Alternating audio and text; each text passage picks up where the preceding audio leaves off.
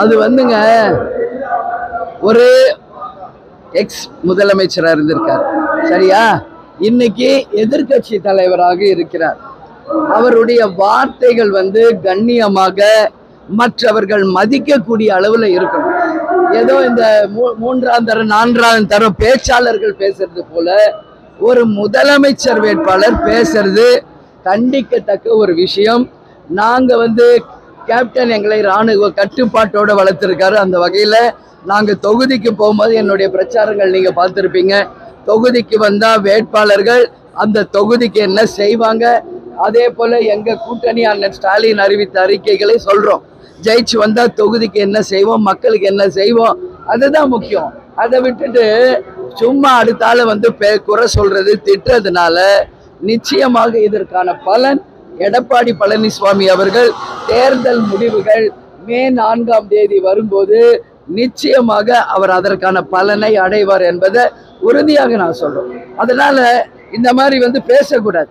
அவர் சொல்றாரு 1/2% ஓட்டு, அதே மாதிரி ஏன் உங்களுக்கு என்ன வயிறு எரியுதுன்ற, அங்க வயிறு எரியுற அந்த கருகிற ஸ்மெல் தமிழ்நாடு முழுக்க இன்னைக்கு வாசனை வருது. அவ்வளோ கருகுறாங்க, அவ்வளோ வயிற்றெரிச்சல். உங்க கூட தானே இருந்தோம் 2011 இருந்து 26 வரைக்கும். யார் கூட்டணியில இருந்தோம் புரியுதுங்களா? அவங்க கூட்டணியில ஒரு முதலமைச்சர் வேட்பாளருக்கு இது அழகல்ல. இது நிச்சயமாக கண்டிக்கக்கூடிய ஒரு விஷயம். ஒரே நிமிஷங்க அவர் கையெழுத்து போட்டதே இப்ப அண்ணாமலையார் உண்ணாமலை அம்மன் கோயில்ல இது வரைக்கும் நான் காமிச்சதே கிடையாது, புரியுதா? எம்பி சீட்டுக்கு அவர் வந்து கையெழுத்து போட்டு கொடுத்தது உண்மை. நான் எங்க போட்டு கொடுத்தேன், நான் எங்க சொன்னேன்னு சொன்னார். அரசியலில் மரியாதை காரணமாக கண்ணியத்தை கடைபிடிச்சு அதை நான் வந்து இது வரைக்கும் காமிக்கல. ஆனா இன்னைக்கு அதை காட்ட வேண்டிய ஒரு நிலைக்கு என்னை அவர் தான் கொண்டு போறார். பாருங்க, நீங்களே இத விஷுவல் எடுத்துக்கங்க. அவர் விஷுவல் பாருங்க. ஒரு 5 எம்பியும் ஒரு ராஜ்யசபாவும் தரப்படும் என்பதை அவர் ஒரு சைடும் நான் ஒரு சைடும் கையெழுத்து போட்டிருக்கோம். எந்த வருஷம் போட்டிருக்கோம்? மேல பாருங்க,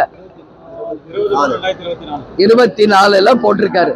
அப்ப 25 அவர் கொடுத்துருக்கணும்.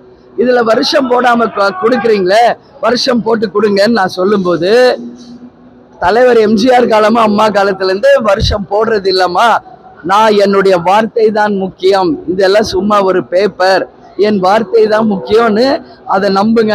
அவருடைய அந்த சொன்ன அந்த வார்த்தையை நாங்கள் நம்பணும்.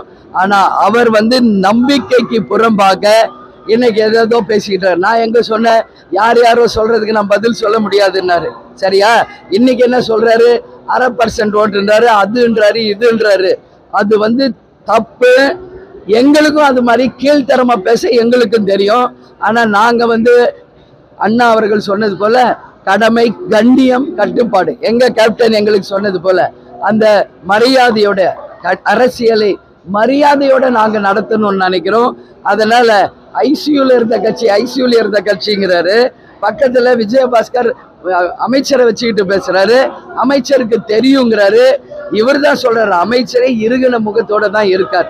இன்னைக்கு அதிமுக இருக்கிற அமைச்சர்களில் இருந்து கடைகோடி தொண்டர் வரைக்கும் அதிமுகவினரே இன்றைக்கு நாங்க கூட்டணியிலிருந்து வெளியே வந்ததை யாரும் ஏற்றுக்கொள்ளவில்லை. எடப்பாடி செய்தது தவறு என்பதை அனைத்து அதிமுகவினரும் சுட்டி காட்டிட்டு இருக்காங்க. நிச்சயமாக அவர் பேசுகிற அத்தனைக்கும் மே 4ஆம் தேதி வருகின்ற ரிசல்ட் தான் அதற்கான பதில் என்பதை சொல்றேன்.